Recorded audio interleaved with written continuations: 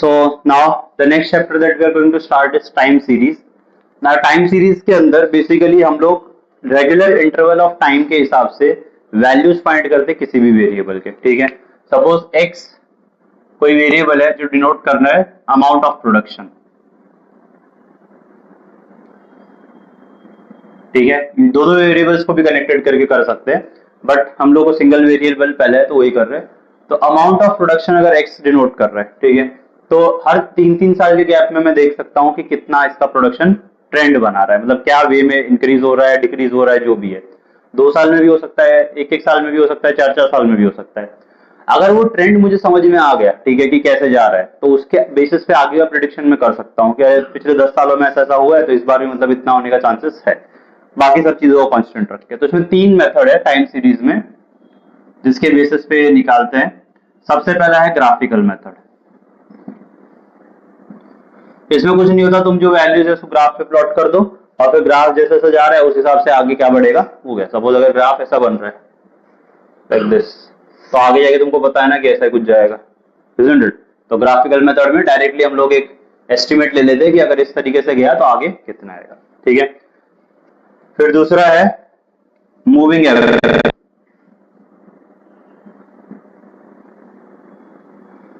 ठीक है, इसके अंदर 2 साल 3 साल का एवरेज निकाल के फिर उसके बेसिस पे हम करते हैं। वो तो तुमको क्वेश्चन में दिया हो कितने साल का एवरेज निकालना है तुम लोग को।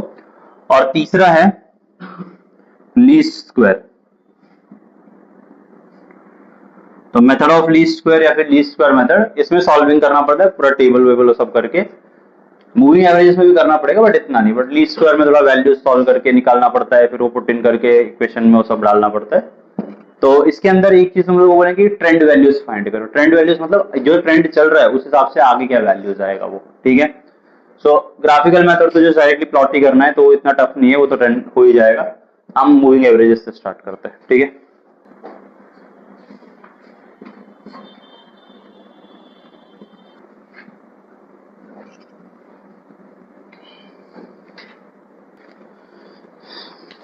Okay, now exercise 4.1।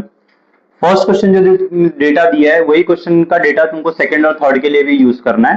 तो हम थर्ड वाला कर रहे हैं क्योंकि थर्ड वाले में मूविंग एवरेजेस बोला हुआ है। तो उन्होंने बोला obtain the trend line for the above data using the 5 yearly moving averages. तो यहाँ पे ईयर दिया है 1962 से लेकर 1972 तक, 11 साल का डेटा दिया है। 1962 में प्रोडक्शन कितना था, 63 में कितना था, ऐसा करते करते 1972 तक प्रोडक्शन कितना है वो दिया है, ठीक है। इन टन्स बोला है ऑब्वियसली। नाउ हमें फाइंड करना है 5 ईयरली मूविंग एवरेजेस। तो 5 ईयरली एवरेज फाइंड करने से पहले 5 ईयरली टोटल निकालना पड़ेगा। तो 5 ईयरली टोटल और फिर बाद में 5 ईयरली एवरेज।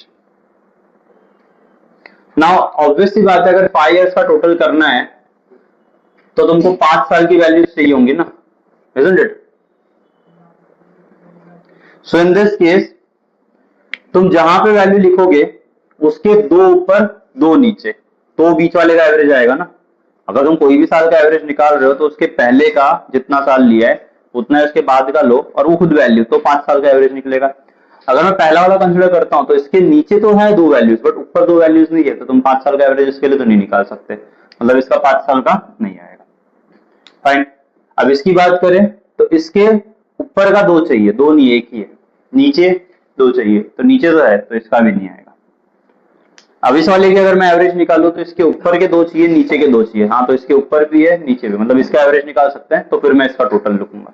तो ये 5 चीजों का टोटल मिडिल में लिखना है, कितना आएगा 6, ठीक है। अब इस वाले के लिए मिलेगा क्या 5 साल का एवरेज टोटल मिलेगा ना। इसके ऊपर 2 वैल्यू और नीचे 2 वैल्यू और वो खुद कितना हो गया 5।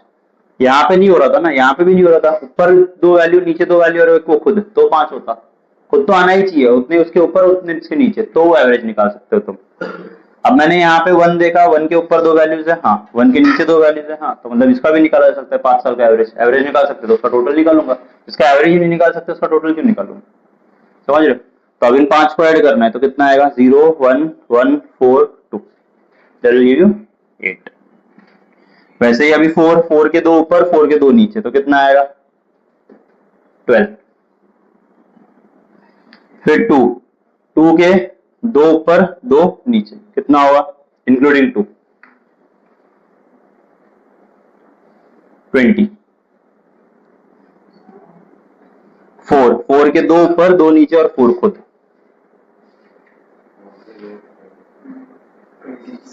26। सेम वे फॉर दिस, इसके 2 ऊपर 2 नीचे और एक खुद,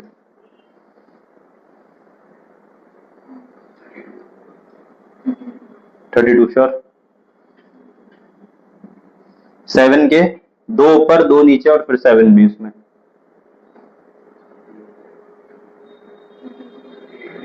30। देन 10 के 2 ऊपर 2 नीचे, बट 10 के 2 नीचे कुछ वैल्यू ही नहीं है, तो मतलब ये भी ब्लैंक। फाइन। अगर तुमको 3 साल का बोला होता तो तुम क्या करते? सिर्फ एक ऊपर एक नीचे और एक वो खुद लेते, समझ रहे हो? अच्छा, अगर 2 साल का बोलते तो क्या करते? फिर कहां लिखते? तो हम क्या करते, एक एक लाइन छोड़ के लिखते वैल्यूज, और इन दोनों का जो एवरेज आएगा वो उनके बीच वाली लाइन पे लिखता, समझ रहे हो? अब क्योंकि यहाँ पे 5 साल बोला है तो मिडल में कोई तो वैल्यू आ रही है ना। अगर इसका 5 साल निकाल रहा हूं मैं तो मिडल में ये आ गया ना, ऊपर 2 नीचे 2 और एक खुद। अगर 3 साल बोलेंगे तो भी एक ऊपर एक नीचे और एक खुद आएगा। बट अगर 2 साल बोला होता तो, 4 साल बोला होता तो उस केस में अगर 2 साल बोला है तो मतलब मिडल तो यहाँ पे कहीं पे आएगा, isn't it? तो मतलब इसके लिए बीच में फिर एक एक लाइन छोड़नी पड़ेगी हमें, अगर इवन ईयर्स के लिए बोला है तो। 5 साल तो ऑड ईयर्स है, समझ रहे हो? इवन ईयर्स आ गया तो बीच में एक एक बॉक्स छोड़ के वैल्यूज लिखना है सारे, और फिर उनका जो एवरेज आएगा वो बीच वाले पे लिख देना, समझ रहे हो? अब 5 साल का एवरेज, एवरेज कैसे निकालते हो? Sum of all values divide by कितने का निकालना है ना, एवरेज कितने वैल्यूज है, कितने साल का निकालना है, तो बस 5 से डिवाइड कर दो सब वैल्यूज को। 6 divided by 5, 8 divide by 5, 12 divide by 5, ऐसे करते करते जो वैल्यूज आएगा यहाँ पे लिख दो, और वो तुम्हारे हो गए 5 ईयरली मूविंग एवरेजेस। सिंपल है। अगर 3 साल के लिए बोलते हैं तो फिर यहाँ पे भी वैल्यू आता, यहाँ पे भी आता। अगर 4 साल के लिए बोलते हैं तो 2 ऊपर 2 नीचे, मतलब एग्जैक्ट मिडल में कुछ बचेगा नहीं, तो जो ब्लैंक हम छोड़ेंगे वहां पे लिखेंगे, फिर उसको 4 से डिवाइड करके लिख देंगे उसका वैल्यू, समझ रहे? करो ये, और फिर बाद में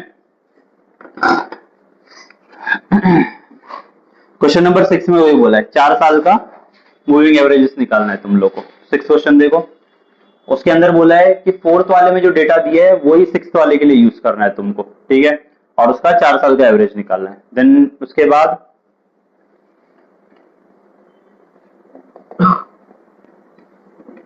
नाइन्थ वाले में बोला है जो 7th क्वेश्चन में डेटा दिया है उसके बेसिस पे 3 साल का ईयरली एवरेजेस निकालो।